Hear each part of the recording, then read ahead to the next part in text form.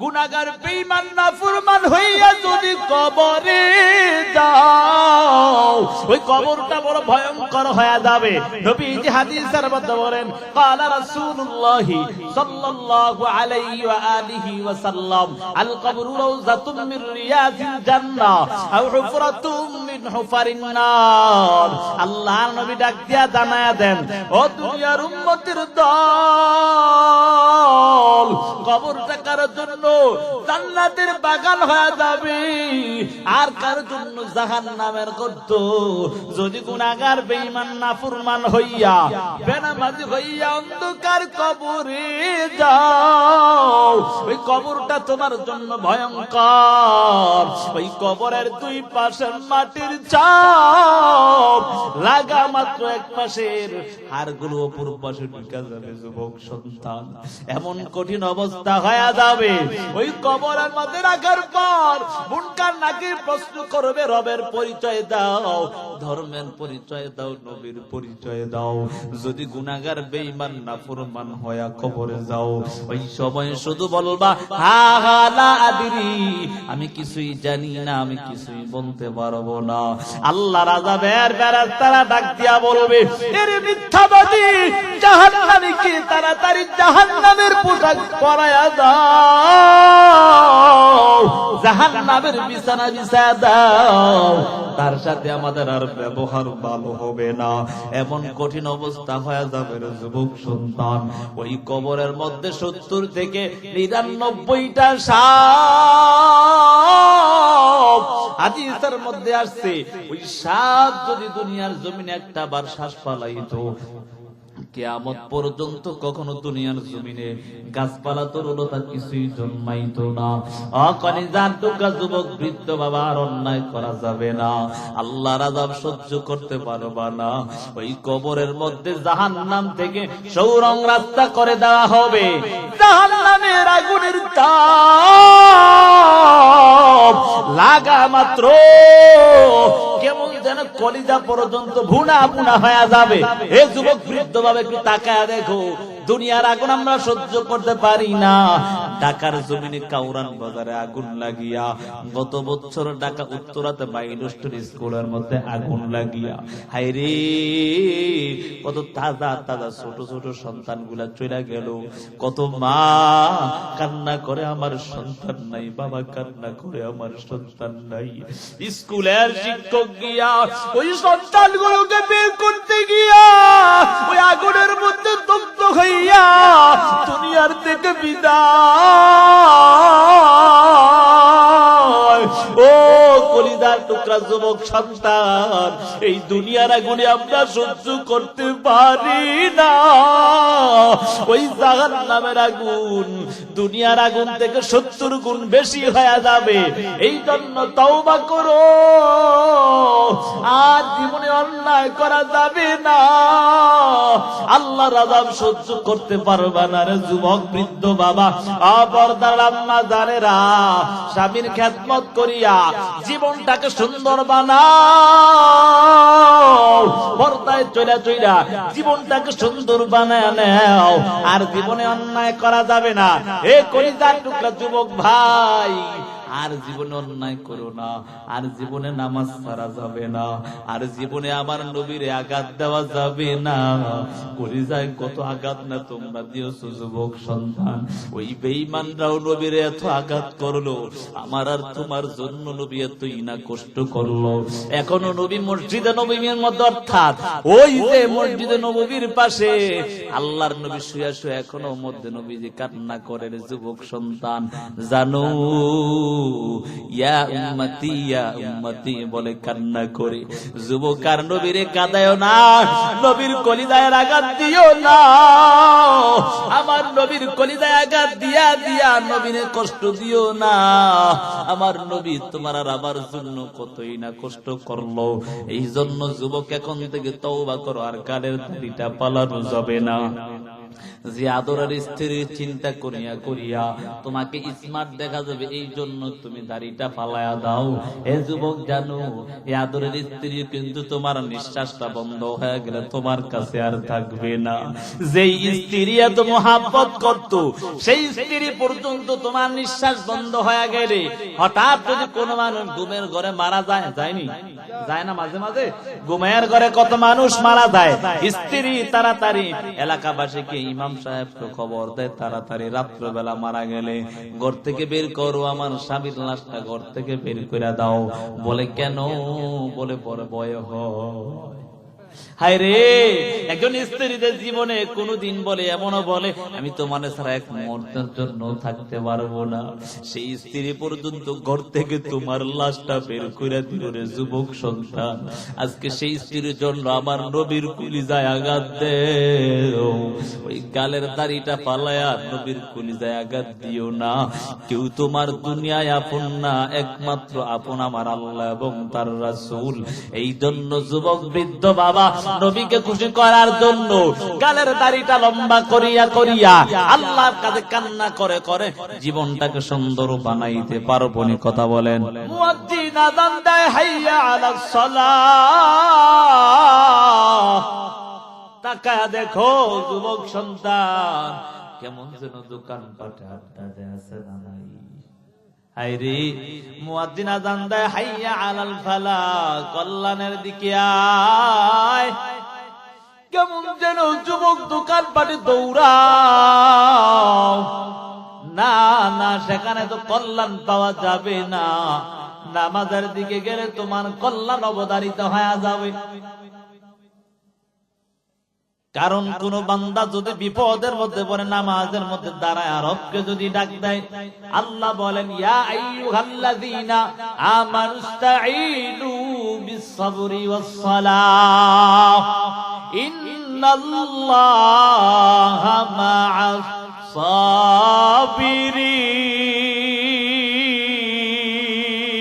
Saverin. এই ইমানদারের দল নামাজ এবং দুরূদের মাধ্যমে রবের কাছে সাহায্য চাও।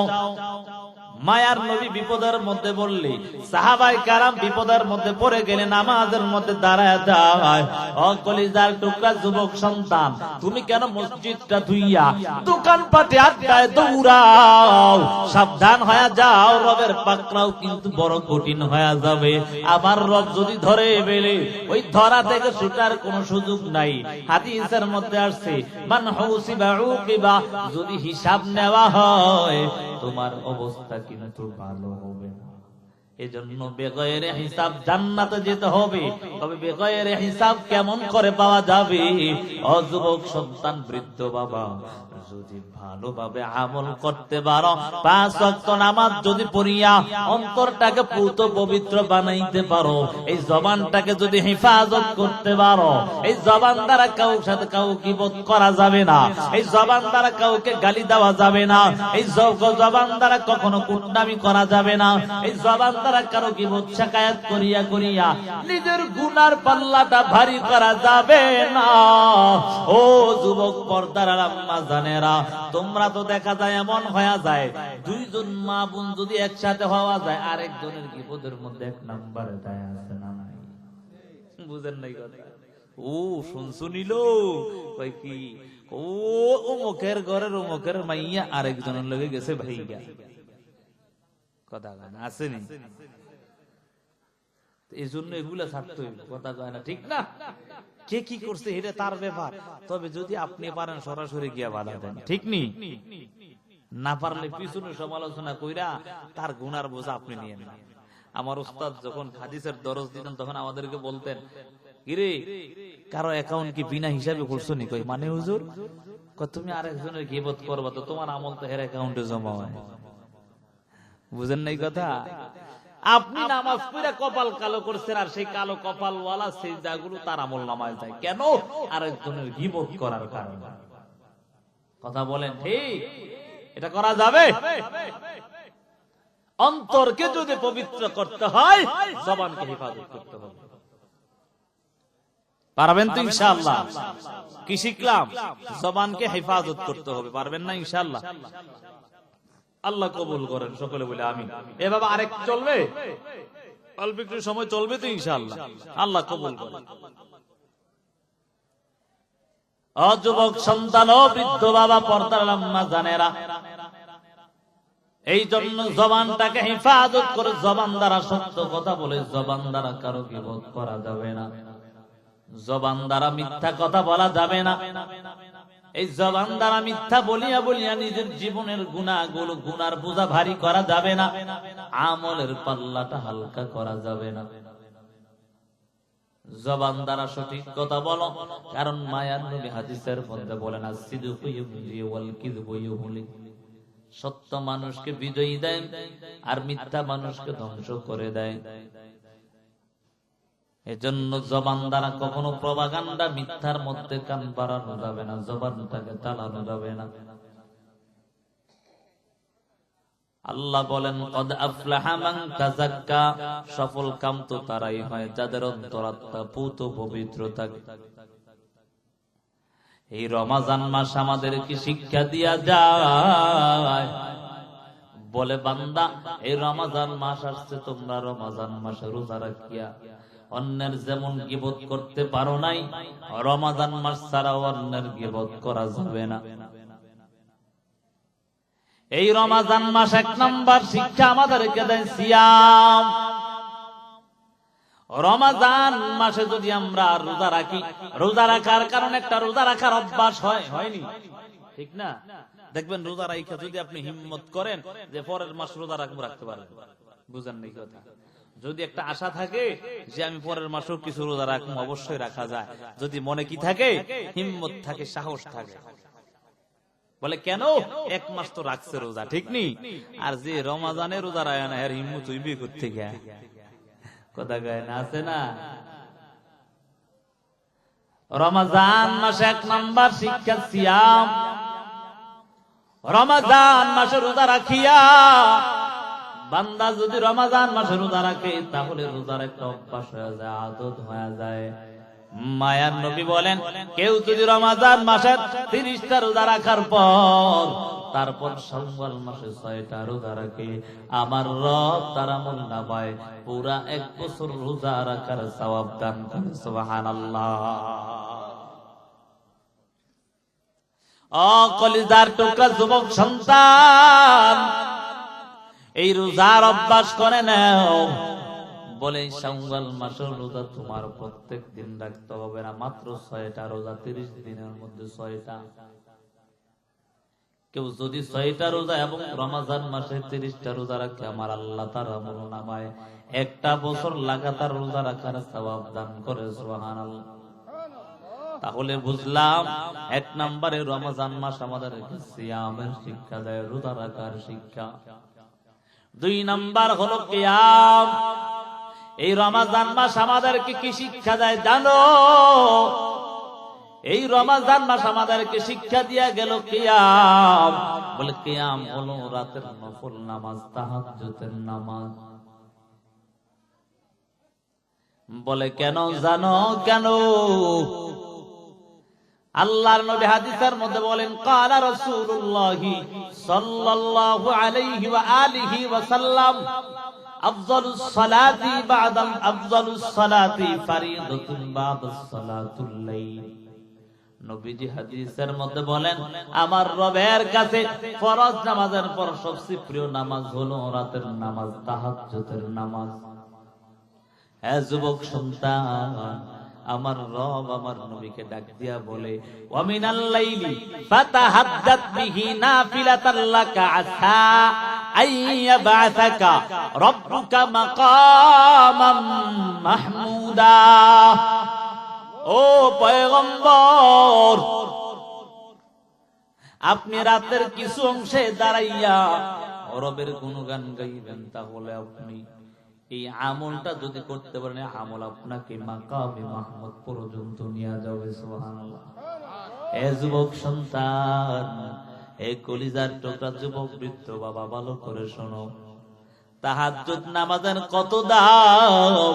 আজকে যুবক তুমি বিপদের মধ্যে পড়ে গেলা, ও বৃদ্ধ বাবা বিপদের মধ্যে পইরা সোনালী ব্যাংকে দৌড়াও, গ্রামীণ ব্যাংকে দৌড়াও, লোন আনার জন্য দৌড়াও। বলে না না, যদি রাত্র গভীরে উঠিয়া আবার মাওলাকে যদি ডাক দাও, আমার মাওলা কিন্তু তোমাকে দেওয়ার জন্য তৈরি হয়ে আছে। আমার রব রাত্রের শেষ অংশে আসিয়া প্রথম আসমানে এসে ডাক দিয়ে, আব্দুল করিমের সন্তান, তোর কোন জিনিসটার প্রয়োজন আমি আল্লাহর কাছে চাও, আমি আল্লাহ তোমাকে দেওয়ার জন্য তৈরি হয়ে আছি। এ যুবক সন্তান, এই জন্য রবের কাছে যদি চাইতে পারো, তোমাকে আমার রব কোনোদিনও খালি ফেরা দিবে না। এ যুবক জানো, আমার রব তো এমন একজন রব, যেই রবের কাছে না চাইলে রব বড় রাগান্বিত হয়। কথা বলেন ঠিক নেই? দুনিয়ার মালিকের কাছে একবার দুইবার যদি যাওয়া হয়, তৃতীয়বারের সময় কেমন যেন মালিক রাগান্বিত হয়ে যায়। কিন্তু আমার রব এমন একজন রব, যেই রব বান্দার প্রতি নারাজ হয় কখন? বলে যখন বান্দা রবের কাছে না চায় তখন নারাজ হয়ে যায়। এই জন্য আমার রব তো এমন একজন রব, যেই রব শুধু তোমাকে আমাকে ডাকে সব সময়। কলিজার টুকরা যুবক সন্তান, জীবনে কত অন্যায় করেছো, শয়তানের ধোঁকায় পড়িয়া পড়িয়া মা বাবার সাথে কত অন্যায় করেছো, কতই না নামাজ ছাড়িয়া, কতই না রোজা ছাড়িয়া, কতই না মুরব্বিদের সাথে অন্যায় করে করে জীবনটা ধ্বংস করে দিয়েছো। আল্লাহ বলেন, লা তাকনাতু মির রাহমাতিল্লাহ, ইন্নাল্লাহা ইয়াগফিরুয যুনুবা জামিআ, ইন্নাহু হুয়াল গফুরুর রহিম। আল্লাহ বলেন, লা তাকনাতু মির রাহমাতিল্লাহ, আল্লাহর রহমত থেকে নিরাশ হওয়ার কোনো সুযোগ নাই। এরে যুবক সন্তান, আমি আর তুমি কি এমন অন্যায় করলাম? তোমার চেয়ে আমার চেয়ে বড় অন্যায় করেছে সাহাবায়ে কেরাম, এমন অন্যায় করেছে রে যুবক, যারা শিরিক করত কিন্তু খাঁটি দিলে ঈমান আনার কারণে আমার আল্লাহ বলেন, রাদিয়াল্লাহু আনহু ওয়া রাদু আন, আমি তো তাদের প্রতি সন্তুষ্ট, তোমরাও সন্তুষ্ট হয়ে যাও। ও যুবক সন্তান, আমার সেই রব কিন্তু এখনো আছে না নাই? কথা কয় না, আছে না নাই? এ যুবক জানো, জানো, যেই দাহিয়া কলবি জীবন্ত কন্যা সন্তানদেরকে পুইতা ফেলতো, কন্যা সন্তান গুলোকে জীবন্ত দুনিয়ার জমিন থেকে বিদায় করে দিত।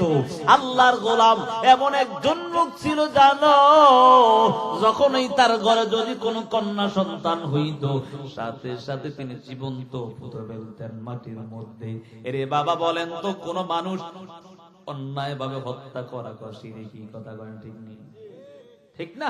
আল কাবাইরুল ইশরাকু বিল্লাহ ওয়া উকুকুল ওয়ালিদাইন ওয়া কাতলুন নাফস, অর্থাৎ অন্যায় ভাবে কাউকে হত্যা করা, এটা হলো কি?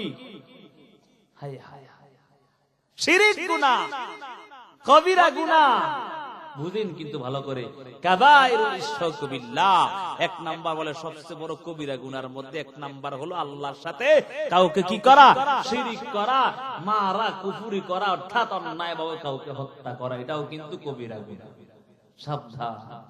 চিন্তা করা যায়, তা আমি আর আপনি কি কাউকে হত্যা করছি? আল্লাহ কি আমগরে মাফ করার জন্য আছে না? যেই দাইয়া কলবি, তার জীবনে এমন কোন কন্যা সন্তান ছিল না যে দুনিয়ায় রাখল। শেষ পর্যন্ত বাসার থেকে যখন তিনি সফরে বের হয়ে যাবেন, ওই সময় তার স্ত্রী অন্তঃসত্ত্বা ছিল। স্ত্রীর দুনিয়ার জমিনে সন্তান গর্ভপাত করলেন, ওই সন্তানটাও ফুটফুটে সুন্দর কন্যা সন্তান। এ যুবক সন্তান, এবার তাসিল করো, শিক্ষা অর্জন করে নাও। আল্লাহ নবীর সাহাবী দাহিয়াতুল কলবি শেষ পর্যন্ত নবীর সাহাবী হয়ে গেছে। কিতাবের মধ্যে আছে তার সূরত ধরে ধরে মাঝে মাঝে নবীর কাছে ওহী আসতো, সুবহানাল্লাহ, জিবরাইল আমিনের।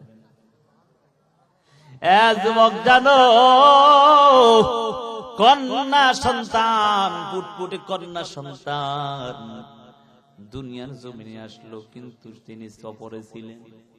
অনেকদিন পর কেমন যেন বাসায় আইসা এবার স্ত্রীকে ডাক দেয়, বলো আমার কই সন্তান হই। আইরে স্ত্রী তো জানি কন্যা সন্তান সে মেরে ফেলবে। স্ত্রী আগে সন্তানটাকে দেখায় না, স্বামীর সাথে আগে কথোপকথন করিয়া স্বামীর মনটা গলাইয়া তারপর দাহিয়াতুল কলবির কাছে তার সন্তানটা পাঠালেন, দেখালেন এত সুন্দর সন্তান যে কেউ দেখলে মায়া লেগে যাবে। ওই সন্তান দুনিয়ার জমিনে দাহিয়াতুল কলবির মনে মনে একটু চিন্তা রাগ হয়ে গেল, আমার ঘরে এমন কোন কন্যা সন্তান নাই, অথচ এই সন্তান এখন কন্যা সন্তান বড় হয়ে যাচ্ছে, না না রাখা যাবে না। স্ত্রীকেও জানায় না, একদিন ডাক দিয়া বলে আমি আমার সন্তানটাকে নিয়ে ঘুরতে যাবো, বের হব। সন্তানটাকে নিয়ে বলে তাড়াতাড়ি সাথে সাজাইয়া দাও। ওই ছোট সন্তান দেখবেন বাবা যখন হাঁটতে শিখে এবং হালকা হালকা কথা বলে ওই সময় বেশি আদর মায়া লাগে, ঠিক নেই? হ্যাঁ ঠিক না? ওই ছোট সন্তানটা বাবাকে ধরে ধরে হাতের মধ্যে ধরে বাবার সাথে রওনা হয়ে যায়। দাহিয়াতুল কলবির হাত ধরে ধরে সন্তানটা চলত মরুভূমি অঞ্চল। দাহিয়াতুল কলবি ছোট সন্তানটাকে নিয়ে রওনা। কন্যা সন্তানরা বেশি বাবার ভক্ত হয়, ঠিক নেই? এবার কন্যা সন্তান বলে, রে আব্বা জান, এই মরুভূমি দিয়া কেমন করে তুমি রৌদ্র দিয়া একা একা হাইটা হাইটা যাও, তোমার তো কষ্ট হয়ে যাচ্ছে। আরে তারপরেও মনের মধ্যে একটু মায়া লাগে না? মরুভূমিতে যাওয়ার পর শেষ পর্যন্ত গর্ত খনন করতে লাগলো। আরে কত হৃদয় বিদারক ঘটনা জানো?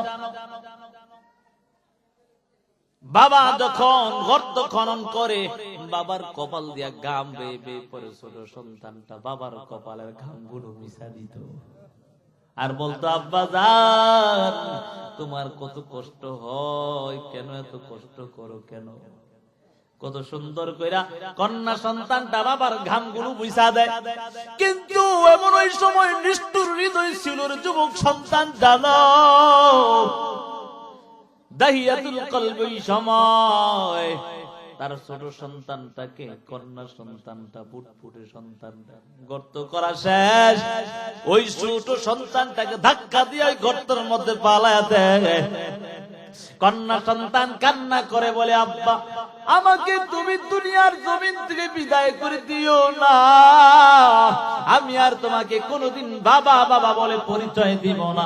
সন্তান কান্না করে আর বলে, কিন্তু দাহিয়াতুল কলবি পাথর দিয়া দিয়া তারপরে জ্যান্ত ভাবে ওই সন্তানটাকেও পুঁতা ফেলছে। এই রে যুবক সন্তান, ওই দাহিয়াতুল কলবিকে আল্লাহ শেষ পর্যন্ত এত দামি বানায় দিয়ে তওবা করার কারণে। এ যুবক সন্তান, এই জন্য জীবনে কত অন্যায় করেছো, আর অন্যায় করা যাবে না। মা বাবার সাথে কত অন্যায় করেছো, আর অন্যায় করা যাবে না। আল্লাহর কাছে কান্না করো, ও দয়ার মালিক, ও দয়ার আল্লাহ, জীবনে কত অন্যায় করেছি, আর অন্যায় করব না। জীবনে কত অন্যায় করে করে মুরব্বিদের সাথে অন্যায় করলাম, ও রব কতই না নামাজ ছেড়ে দিলাম। কারণ যুবক তুমি জানো আমার রব এত মায়া করে, এত আদর করে দুনিয়ার জমিনে বানানোর পর রবকে কেমন করে ভুলে গেলা? যখন বনি আদম গুনার কাজে দৌড়ায়, আল্লাহ ডাক দিয়া বলে, ইয়া আইয়ুহাল ইনসান মা গররকা বিরব্বিকাল কারীম। এরে ইনসানের দল, ও মানুষের দল, তোদেরকে তোদের রবের প্রতি কোন জিনিস ধোঁকায় বালায়া দিল? এত মায়া করে বানানোর পর, এত আদর করে বানানোর পর রবকে কেমন করে ভুলা গেলি? এখন কি আমার রবের কথা তোমার স্মরণ হয় না? এই জন্য যুবক সন্তান, আল্লাহ তাআলা এই রমাদান মাসটা দিয়া আমাদেরকে 5টা শিক্ষার মধ্যে 1 নাম্বার শিক্ষা হলো সিয়াম। রমাদান মাসে রোজা রাখা বান্দা অভ্যাস হবে রোজা রাখার। শাওয়াল মাসের 6 রোজা রাখবে, জিলহজ মাসে আমার আল্লাহর বান্দা আরাফার রোজা রাখবে, আল্লাহর বান্দা মুহররমের 10 তারিখের আশুরার রোজা রাখবে। অর্থাৎ যুবক সন্তান, এই রমাদান মাস আমাদেরকে সিয়াম রাখার অর্থাৎ রোজা রাখার অভ্যাস শিক্ষা দিল। এই রমাদান মাস কিয়ামের অভ্যাস করলো। বলে কেমন জানো, রমাদান মাস আসলে বান্দা তারাবিহের নামাজ পড়ে কি পড়ে না? ঠিক নেই? হ্যাঁ, এটা একটু বেশি না নামাজটা? রমাদান মাস আসলে এ যুবক সন্তান বুঝানোর জন্য বলি, রমাদান মাসে আমরা ভোর রাতে সাহারি খাই কি খাই না? আপনারা কি করেন? সাহারি না? এই সাহারি খাওয়ার সময় যখন আল্লাহর বান্দা উঠো, ওই সময় ওযু বানাইয়া কিছু কিছু মানুষ 2-4 রাকাত তাহাজ্জুদের নামাজ পড়ে কি পড়ে না? বলে রমাদান মাস আমাদেরকে তাহাজ্জুদের নামাজের শিক্ষা দিয়েছে। কারণ আল্লাহ নবীরে বলে, ওয়া মিনাল লাইলি ফাতাহাজ্জাত বিহি নাফিলাতান লাকা আসা আইয়াবাসাকা রাব্বুকা মাকামাম মাহমুদা। ও কলিজার টুকরা যুবক সন্তান, এই জন্য আমার রব নবীরে পর্যন্ত বলেন তাহাজ্জুদ নামাজ পড়েন, শেষ অংশে নামাজ আদায় করবেন। চেষ্টা অংশে কিছু অংশে অতিরিক্ত আপনি আমল করবেন, আমলগুলো আপনাকে বলি আপনাকে মাকামে মাহমুদ পর্যন্ত নিয়ে যাবে। হে যুবক সন্তান, যদি আমার রবের নৈকট্য অর্জন করতে চাও, নবীজি হাদিসের মধ্যে বলেন, ক্বালা রাসূলুল্লাহি সাল্লাল্লাহু আলাইহি ওয়া আলিহি ওয়া সাল্লাম, আকরাবু মা ইয়াকুনুল আবদু বিরাব্বিহি ওয়া হুয়া সাজিদ। ও যুবক সন্তান, আমার রবের যদি নিকটবর্তী হতে চাও, তাহলে তুমি সিজদার মধ্যে লুটা পড়ো। যুবক জীবনে নামাজ ছেড়ে দিছার, নামাজ ছাড়া যাবে না। এ যুবক সন্তান, আমার আল্লাহকে আর কষ্ট দেওয়া যাবে না, নবীকে আর কষ্ট দেওয়া যাবে না। আল্লাহর অন্তরটা ঠান্ডা করবা কেমনে? বলে নামাজ রোজা করিয়া আমার রবের মহান বিধানগুলো তুমি পালন করে করে আমার রবকে যদি খুশি করতে পারো, আমার রব তোমাকে বিনা হিসাব জান্নাতে বইলা ঘোষণা করবে। সুবহানাল্লাহ। এই জন্য যুবক বৃদ্ধ বাবা ও পর্দার আম্মা জানেরা, আর অন্যায় করা যাবে না, বেপরদায় চলিয়া চলিয়া কবিরা গুনাহ করা যাবে না। আমাদের মা বোনেরা তো এমন হয়ে গেছে, বলে নামাজ পড়া ফরজ জানে, কিন্তু পর্দা করা ফরজ সেটা মনেই থাকে না। কথা কয় না? নামাজ যেমন ফরজ, পর্দাও তেমন। মহিলাদের জন্যই ফরজ, কেলামনে গলে ফরজ আছে না নাই? হ্যাঁ, কিছু কিছু জায়গায় চোখ নিজের নিচের মিগে দিতে হইব। কথা কয় না? ঠিক নেই? বুঝেন নাই কথা? শয়তান মাঝে মাঝে আপনার সামনে এভাবে নারীকে ধরবে। আল মারআতু আওরাতুন ইযা খারাজাত ইস্তাশরাফাহা শাইতান। হাদিসের মধ্যে আসছে, যখন কোন পুরুষ রাস্তা দিয়ে হেঁটে যায়, ওই সময় বেগানা নারী যদি বেপরদায় চলে, সেই নারীটাকে কেমন যেন তার সামনে উলঙ্গ ধরে শয়তান। নাউযুবিল্লাহ। তাহলে চিন্তা করেন, একবারে কেন নারীরাই পর্দা করবে এমন না, আপনার নিজেরও হেফাজত থাকতে হবে। কথা কয় না? ঠিক নেই? তবে আগে আমার মা বোনেরাও হেফাজত হতে হবে। অর্থাৎ সঠিক হলে দুনিয়াটা ঠিক হয়ে যাবে। কথা বলেন কি? আজকে বেপরদায় চলার কারণে ধর্ষণ বেশি বাড়ছে। কথা কয় না? ঠিক নেই? এই বাবা, আমগো মা বোনরা ধর্ষণ হয় না, তোমারটা হয় কেন? বলে কেন জানো? বলে 1 নাম্বার কারণ হলো বেপরদায় চলার কারণে। কথা কয় না? ঠিক নেই? রাস্তা দিয়ে হাইটা যায়, কি সুন্দর আলতা লিপস্টিক দিয়া এত সুন্দর মেকআপ করে আইসা, তোমারে দেখলে আরো 10 জন পাগল হওয়ারই তো কথা। কথা কয় না? ঠিক না? দর্শন বন্ধ করতে হলে নিজেকে আগে সেফটি হতে হবে। কথা কয় না? ঠিক না? নিজে পর্দায় থাকবা তো দেখবে তোমাকে এমনি মানুষ ভালোবাসবে, আল্লাহ ভালোবাসবে। সুবহানাল্লাহ বলবেন না? এই বাবা, আমগো বউরা পর্দা করে, এজন্য কি আমরা বউ করে ভালোবাসি না? হ্যাঁ, বুঝেন না? আসেন আপনারা? হ্যাঁ, আপনি চিন্তা করছেন আপনার বউ সুন্দর, এই জন্য আরো 10 জনকে দেখানো লাগবে নাকি? হ্যাঁ, হায় রে কপাল পরা। আল্লাহ বুঝার তৌফিক দেন, সকলে বলি আমিন। আপনার কারণে যদি আপনার স্ত্রীর গুনাহ হয়, সেটাও রবের কাছে জবাব দিতে হবে। সাবধান। আলা কুল্লুকুম রাঈন ওয়া কুল্লুকুম মাসউলুন আন রাইয়াতিহি। সাবধান হয়ে যাও, প্রত্যেকেই দায়িত্বশীল, তার দায়িত্বের ব্যাপারে রবের কাছে দণ্ডায়মান হবে, জিজ্ঞাসা করবে। এজন্য যুবক সন্তান ও বৃদ্ধ বাবা, পর্দার আম্মা জানেরা, সফল কাম যদি হতে চাও, অন্তরাত্মাকে পবিত্র করবা। পবিত্র কেমনে করবা? জবানকে হিফাজত করবা। রমাদান মাসে রোজা রাখার কারণে সিয়ামের অভ্যাস করবা। বলে সিয়ামের অভ্যাস যদি হয়, তোমার অন্তরাত্মাও পবিত্র হয়ে যাবে। দ্বিতীয় নাম্বার কিয়াম, তাহাজ্জুদের নামাজ, নফল নামাজগুলো বেশি বেশি পড়বা।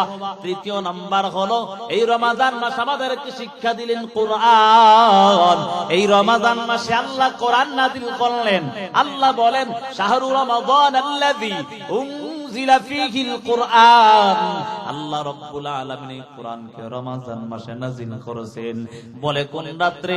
ইন্না আনজালনাহু ফী লাইলাতিল কদর ওয়া মা আদরাকা মা লাইলাতুল কদর। লাইলাতুল কদরি খায়রুম মিন আলফি শাহর। ও কলিজার টুকরা যুবক সন্তান, আল্লাহ রাব্বুল আলামিন বলেন, ইন্না আনজালনাহু ফী লাইলাতিল কদর। রব্বি কারীম আল্লাহ এই কোরআনকে কদরের রাতে প্রথম আসমানে নাযিল করেছেন। এ যুবক সন্তান, বৃদ্ধ বাবা, এই রমাদান মাসে আমাকে কোরআন তেলাওয়াতের শিক্ষা দিয়েছে। রমাদান মাসে কোরআন নাযিল করিয়া মানুষ রমাদান মাসে কোরআনটা বেশি তেলাওয়াত করে। বলে কেন করে জানো? রমাদান মাসে পড়লে 1 অক্ষর পড়লে 10 নেকি না, আল্লাহ তাআলা 70টা নেকি দান করেন। কথা বলেন ঠিক নেই?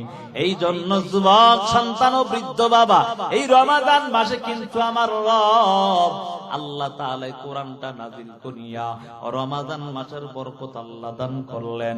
এই জন্য মানুষ এই রমাদান মাসে কোরআন তেলাওয়াত বেশি বেশি করে। এই কোরআন তেলাওয়াত করিয়া বান্দা একটা মাস যখন কোরআন তেলাওয়াত বেশি করবে, বাকি 11টা মাস একটা আদত অভ্যাসে পরিণত হয়ে যাবে কোরআন তেলাওয়াতের। কথা বলেন ঠিক নেই? এই জন্য রমাদান আমাদেরকে 1 নাম্বার শিক্ষা দিল সিয়াম, দ্বিতীয় নাম্বার হলো কিয়াম, তৃতীয় নাম্বার হলো কোরআন। এই কোরআনটা তেলাওয়াত করিয়া করিয়া বান্দা আমার রবের কাছে এত প্রিয় হবে জানো? ও কলিজার টুকরা যুবক সন্তান, ও বৃদ্ধ বাবা, এই কোরআনটার কেমন দাম? বলে কোরআনটা আমার রব যেমন দামি, এই কোরআনটাও তেমন দামি। এই কোরআনের সাথে যার সম্পর্ক যত বেশি হবে, তাদেরও দাম আমার আল্লাহর কাছে অনেক বেশি হয়ে যাবে। এ যুবক বৃদ্ধ বাবা, তাকে দেখবেন মাঝে মাঝে মাদ্রাসার হেফজখানাগুলোর মধ্যে ছোট ছোট সন্তান এখনো প্রাপ্ত বয়স্ক হয় না, তার উপর শরীয়তের বিধান এখনো চালু হয় না। আল্লাহর বান্দা ছোট সন্তানটা কোরআনটা তেলাওয়াত করে ওই কোরআনের জন্য একটা কাপড় গিলাফ হিসাবে ব্যবহার করে কি করে না? ওই গিলাফের কাপড়টা মাঝে মাঝে যদি পায়ের মধ্যে লাগিয়া যায়, উঠে উঠে সালাম করে। বলে কেন জানো? তার জীবন নাই, জড় বস্তু, তার বড় কেন সালাম করে? 1 নাম্বার কারণ, এই কাপড়টা আমার রবের কোরআনের সাথে সম্পর্ক থাকার কারণে। ওই ছোট প্রাপ্ত বয়স্ক না, অপ্রাপ্ত বয়স্ক ছোট সন্তান পর্যন্ত এই কাপড়টাকে সালাম করে জানো? ও যুবক বৃদ্ধ বাবা, আপনি আমি তো বনি আদম। আল্লাহ বলেন, ওয়ালাকাদ কাররামনা বনি আদম। আল্লাহ রাব্বুল আলামিন বনি আদমদেরকে সম্মানী জাতি করে বানালেন। তাকায়া দেখো যুবক সন্তান, আমি আপনি তো মানুষ, আমার আর আপনার দাম তো আরো বেশি হওয়ার কথা। এই কোরআনটা যদি আমার আর আপনার সিনায় ঢুকাইতে পারেন, তাহলে আমার আর আপনার দাম আমার রবের কাছে কত বেশি জানো? যেই সন্তানগুলো কোরআনের আলেম হয়, যেই সন্তানগুলো কোরআনের হাফেজ হয়, রব্বে কারীম আল্লাহ তাআলার নবী জানাই জানায়া দেন, ইকালু লিসাহিবিল কুরআন ইকরা ওয়ারতাকি ওয়ারাত্তিল কামা কুনতা তুরাত্তিলু ফিদ দুনিয়া ফাইন্না মানজিলাকা ইনদা আখির আয়াতিন তাকরাউহা। রব্বি কারীম আল্লাহর নবী জানায়া দেন, ও দুনিয়ার উম্মতের দল, ওই কঠিন হাসরের ময়দানে আমার রব আল্লাহ তাআলা কোরআনওয়ালাদেরকে ডাক দিয়া বলবে, এরে কোরআনওয়ালা আয় কোরআন তেলাওয়াত কর। ৬৬৬৬ আয়াত মতান্তরে তেলাওয়াত করবি, এক এক আয়াত তেলাওয়াত করবি তার তিল সহকারে, আর এক এক তালা করে উপরে উঠতে থাকবি। সুবহানাল্লাহ। ওই কোরআনওয়ালাদের মা বাবাদেরকে আমার রব আল্লাহ ওই কঠিন হাসরের ময়দানে মাথার মধ্যে নূরের টুপি পরায়া দিবে। ওই কঠিন হাসরের ময়দানে অন্যান্য মানুষগুলো ডাক দিয়া বলবে, ও রব, এরা কারা এত সুন্দর ধরুন মাথার মধ্যে করতেছে? আল্লাহ গাইবি আওয়াজ দিবে, এরে আমার গোলামেরা শুনিয়া নাও, এরা আর কেউ না, কেউ না, কেউ না, এরা হলো ওই আমার কোরআন দ্বারক বাহক কলার মা বাবা। এই জন্য মা বাবা আপনার সন্তানগুলোকে কোরআন পড়াবেন। এই রমাদান মাস আমাদেরকে কোরআনের শিক্ষা দিয়া দিল। কোরআন তেলাওয়াত করে কইরা জীবনটারে আমরা সুন্দর বানায়া নিব। তাহলে ১ নাম্বার শিক্ষা সিয়াম, ২ নাম্বার শিক্ষা হলো কিয়াম, ৩ নাম্বার শিক্ষা হলো কোরআন, ৪র্থ নাম্বার শিক্ষা হলো তাকওয়া। কি এই কালকে যে আবার বুঝাইতে পারবেন নি মানুষরে? পারবেন তো ইনশাআল্লাহ। কি বানায়া বলছি কথা? বোঝানোর জন্য বলছি, বুঝেন নাই কথা। ৪র্থ নাম্বার শিক্ষা হলো রমাদান মাস আমাদেরকে শিক্ষা দিলেন তাকওয়া। এই রমাদান মাসের মাধ্যমে আল্লাহ তাআলা বান্দার অন্তরে ভয় ঢুকায়া দেয়। এরে বাবা, অনেক মানুষ মাঝে মাঝে সামনে খাবার থাকে কিন্তু খায় না কেন? আল্লাহর ভয়। ঠিক নেই? এ বাবা, আপনি ইচ্ছা করলে পানির নিচে ডুব দিয়া পানি খেলে কেউ দেখবে? কে দেখে? এই চিন্তা আছে না নাই? তাহলে ভয় কার? এই রমাদান মাসে কি শিক্ষা দিল? তাকওয়া, ভয় শিক্ষা দিল। ঠিক নেই? আর যারা আল্লাহকে ভয় করবে তাদের সুসংবাদ কি বলবো? রব্বে কারীম আল্লাহ বলেন সূরা রহমানের মধ্যে, আল্লাহ বলেন, ওয়ালিমান খাফা মাকামা রাব্বিহি জান্নাতান। যারা রবের কাছে দণ্ডায়মান হওয়ার ব্যাপারে ভয় রাখবে, আমার রব আল্লাহ তাদেরকে 2টো জান্নাতের সুসংবাদ দান করেছে। সুবহানাল্লাহ। ও যুবক বৃদ্ধ বাবা, এই জন্য রবের ভয় অন্তর ঢুকাও। বলে কেমনে ঢুকাইবা? রমাদান মাস আমাদেরকে আল্লাহ ভয় শিক্ষা দিয়েছেন। অতএব যুবক সন্তান, ও বৃদ্ধ বাবা, ভয়টা অন্তর ঢুকাইয়া জীবনটাকে পরিচালনা করো। যুবক, আল্লাহর ভয় যদি অন্তরে থাকে, আল্লাহ বলেন, ইয়ামাইয়াত্তাকিল্লাহা ইয়াজআল লাহু মাখরাজা ওয়া ইয়ারযুকুহু মিন হাইসু লা ইয়াহতাসিব। আল্লাহ রাব্বুল আলামিন পবিত্র কোরআনে 28 নম্বর পারায় সূরা তালাকের মধ্যে আল্লাহ জানায়া দেন, ও দুনিয়ার মানুষ, কেউ যদি আল্লাহর ভয় অন্তরে ঢুকায়, তাহলে আল্লাহ রাব্বুল আলামিন তাকে 1 নম্বর পুরস্কার, সে যদি বিপদের মধ্যে পড়ে যায় আল্লাহ বিপদ থেকে হেফাজত করবে। সুবহানাল্লাহ। ২য় নাম্বার পুরস্কার, ওয়া ইয়ারযুকুহু মিন হাইসু লা ইয়াহতাসিব। কেউ যদি রবের ভয় অন্তরে ঢুকায়, তাহলে বান্দা শুনো, আল্লাহ রাব্বুল আলামিন, হে যুবক বৃদ্ধ বাবা, পর্দার আম্মা জানেরা, আজকে একটু রিজিকের জন্য কত জায়গায় না দৌড়াও। কথা বলেন ঠিক নেই? কত মানুষ রাত্র নাই দিন নাই, কতই না কষ্ট করে জানো, শুধু এক মুঠ খাবারের জন্য। কথা বলেন ঠিক না বেটি? ওই যে তাকায়া দেখো, কত মানুষ রাত্র নাই দিন নাই প্রবাস জীবনটা কাটায়। ওই প্রবাস জীবনটার মধ্যে কাটাইয়া আল্লাহর বান্দা রাত্র নাই দিন নাই কতই না কষ্ট কইরা কইরা, বলে কেন? এক মুঠ খাবার তার জোগানোর জন্যই তো। কথা বলেন ঠিক নেই? আল্লাহ বলেন, দুনিয়ার মানুষ, কার অন্তরে যদি আমার রবের ভয় থাকে, তাহলে বলে ওই বান্দা ওই বান্দিকে আমার আল্লাহ ওয়ারযুকহু মিন হাইসু লা ইয়াহতাসিব, কোত্থেকে রিজিক দিবে সে কখনো কল্পনা করতে পারবে না। চিন্তা করছেন?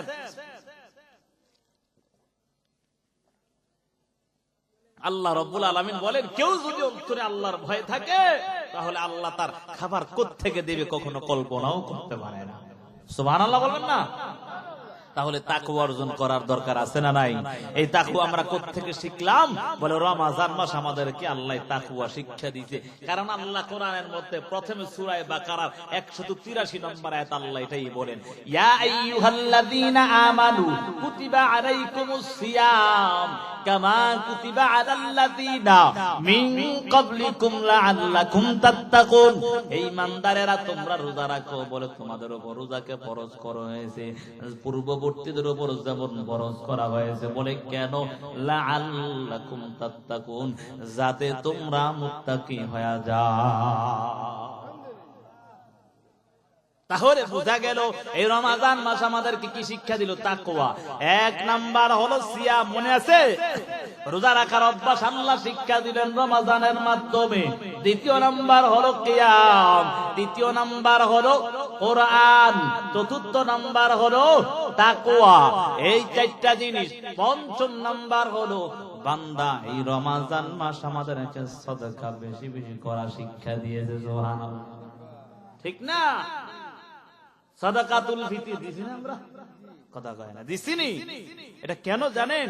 বলে যাকাত আল্লাহ দিতে মালকে পবিত্র করার জন্য, আর সাদাকাতুল ফিতর আল্লাহ দান করেছেন রোজাকে পবিত্র করার জন্য। কথা বলেন ঠিক না বেটি? তাহলে বোঝা গেল এটার দ্বারা আল্লাহ তাআলা আমাদেরকে দান সদকা করার একটা শিক্ষা দান করছেন। কথা বলেন ঠিক? আমার আলোচনা কি বুঝতে পারলেন?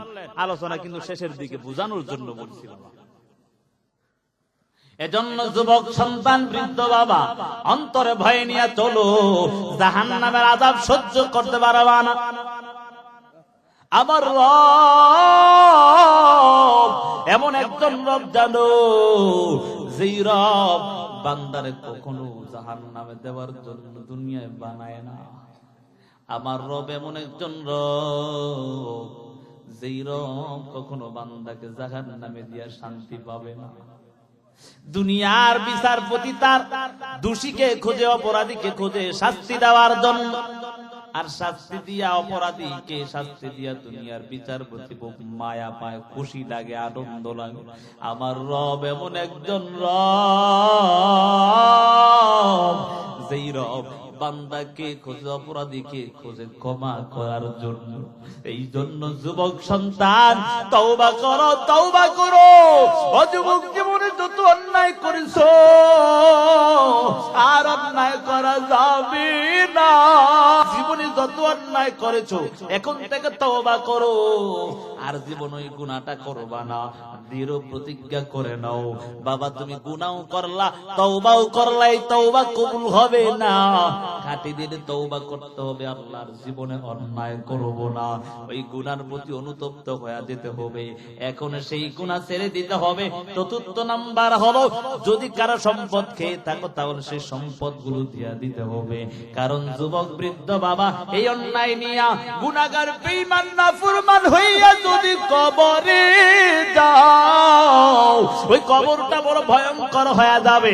নবীজি হাদিসের মধ্যে বলেন, قال رسول الله صلى الله عليه وآله وسلم القبر روضة من رياض الجنة أو حفرة من حفر النار। আল্লাহ নবী ডাক দিয়া জানায়া দেন, ও দুনিয়ার উম্মতের দল, কবরটা কার জন্য জান্নাতের বাগান হয়ে যাবে, আর কার জন্য জাহান্নামের গর্ত। যদি গুনাহগার, বেঈমান, নাফরমান হইয়া, বেনামাজি হইয়া অন্ধকার কবরে যাও, ওই কবরটা তোমার জন্য ভয়ঙ্কর। ওই কবরের দুই পাশের মাটির চাপ লাগা মাত্র এক পাশের হাড়গুলো অপর পাশে ঢুকে যাবে। যুবক সন্তান, এমন কঠিন কঠিন অবস্থা হয়ে যাবে। ওই কবরের মধ্যে রাখার পর মুনকার নাকির প্রশ্ন করবে, রবের পরিচয় দাও, ধর্মের পরিচয় দাও, নবীর পরিচয় দাও। যদি গুনাহগার বেঈমান নাফরমান হয়া কবরে যাও, ওই সময় শুধু বলবা হা হা লা আদরি, আমি কিছুই জানি না, আমি কিছুই বলতে পারবো না। আল্লাহর আযাবের ফেরেশতারা ডাক দিয়া বলবে, এর মিথ্যাবাদী জাহান্নামীকে তাড়াতাড়ি জাহান্নামের পোশাক পরায়া দাও, জাহান্নামের বিছানা বিছায়া দাও, তার সাথে আমাদের আর ব্যবহার ভালো হবে না। এমন কঠিন অবস্থা হয়ে যাবে রে যুবক সন্তান। ওই কবরের মধ্যে 70 থেকে 99টা সাপ, হাদিসের মধ্যে আসছে ওই সাপ যদি দুনিয়ার জমিনে একটা বার শ্বাস ফালাইতো, কিয়ামত পর্যন্ত কখনো দুনিয়ার জমিনে গাছপালা তরুলতা কিছুই জন্মাইতো না। কলিজার টুকরা যুবক বৃদ্ধ বাবা, আর অন্যায় করা যাবে না, আল্লাহর আযাব সহ্য করতে পারবা না। ওই কবরের মধ্যে জাহান্নাম থেকে সৌরং রাস্তা করে দেওয়া হবে। জাহান্নামের আগুনের তাপ লাগা মাত্র কেমন যেন কলিজা পর্যন্ত ভুনা ভুনা হয়ে যাবে। হে যুবক বৃদ্ধ ভাবে একটু তাকায় দেখো, দুনিয়ার আগুন আমরা সহ্য করতে পারি না। ঢাকার জমিনে কাউরান বাজারে আগুন লাগিয়া, গত বছর ঢাকা উত্তরাতে মাইলস্টোন স্কুলের মধ্যে আগুন লাগিয়া, হায়রে কত তাজা তাজা ছোট ছোট সন্তান গুলা চলে গেল। কত মা কান্না করে আমার সন্তান নাই, বাবা কান্না করে আমার সন্তান নাই।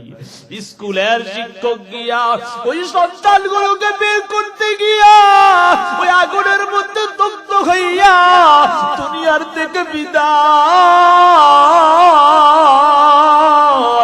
ও কলিজার টুকরা যুবক সন্তান, এই দুনিয়ার আগুনে আমরা সহ্য করতে পারি না।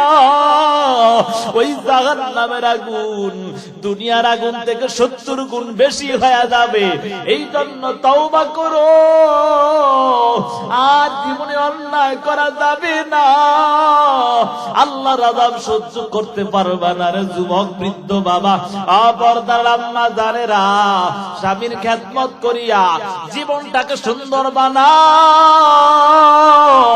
পর্দায় চলে চইলা জীবনটাকে সুন্দর বানায় নাও, আর জীবনে অন্যায় করা যাবে না।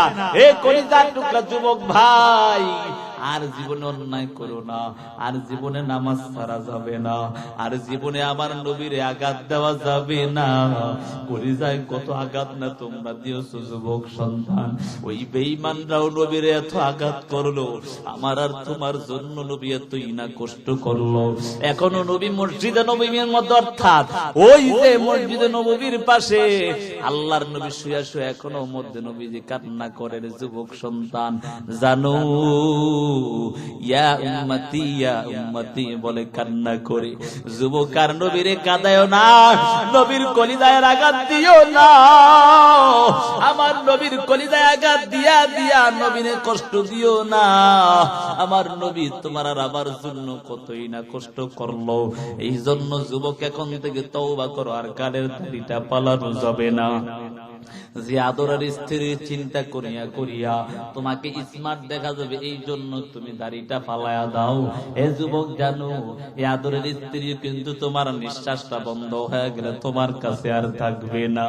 যেই স্ত্রী এত মহাব্বত করত, সেই স্ত্রী পর্যন্ত তোমার নিঃশ্বাস বন্ধ হয়ে গেলে, হঠাৎ যদি কোনো মানুষ ঘুমের ঘরে মারা যায়, যায়নি যায় না মাঝে মাঝে ঘুমের ঘরে কত মানুষ মারা যায়, স্ত্রী তাড়াতাড়ি এলাকাবাসীকে ইমাম সাহেবকে খবর দেয়, তাড়াতাড়ি রাত্রবেলা মারা গেলে ঘর থেকে বের করো, আমার স্বামীর লাশটা ঘর থেকে বের করে দাও। বলে কেন? বলে পরে ভয় হয়। হায় রে, একজন স্ত্রীদের জীবনে কোনদিন বলে এমনও বলে আমি তোমার ছাড়া এক মুহূর্তের জন্য থাকতে পারবো না। সেই স্ত্রী পর্যন্ত ঘর থেকে তোমার লাশটা বের করে দিল রে যুবক সন্তান। আজকে সেই স্ত্রীর জন্য আমার নবীর কলিজায় আঘাত দেও। ওই গালের দাড়িটা পালায়া নবীর কলিজায় আঘাত দিও না। কেউ তোমার দুনিয়ায় আপন না, একমাত্র আপন আমার আল্লাহ এবং তার রাসূল।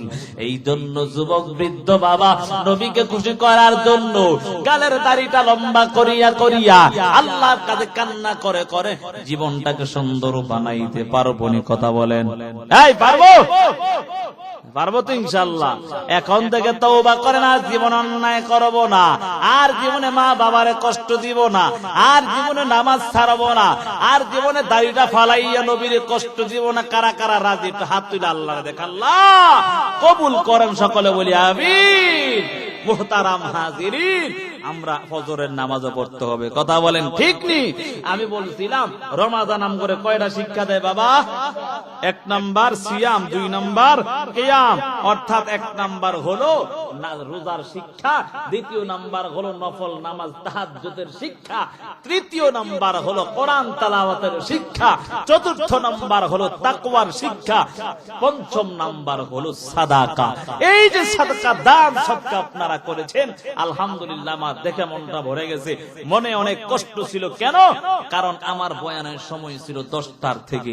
বুঝেন তো কথা? আমরা এই ঢাকার থেকে, আমি আজকে আসছি চাঁদপুর থেকে। কোত্থেকে? তাহলে জানি কম হয়েছে না বেশি হয়েছে? আবার যাবো চাঁদপুর, আগামীকাল মাহফিল হলো কুমিল্লা। অর্থাৎ ঢাকায় থাকি, কিন্তু ঈদের সময় একটু ছুটি কাটাম লাগে কি লাগে না বাবা? সারা জীবন তো ঢাকায় থাকি, যদি মা বোনদের নিয়ে বাড়িতে না থাকতে পারি তো জীবন না আর কি লাভ? বুঝেন না এই কথা? এই জন্য দেশে গিয়েছিলাম, সেখান থেকে এখানে আসলাম, ভাবছি 10টা যে কোনো কারণবশত হয়ে গেছে। দেখলাম আলহামদুলিল্লাহ আপনারা স্বতঃস্ফূর্ত ভাবে দান করেছেন। আমি চাই 5 মিনিট সময়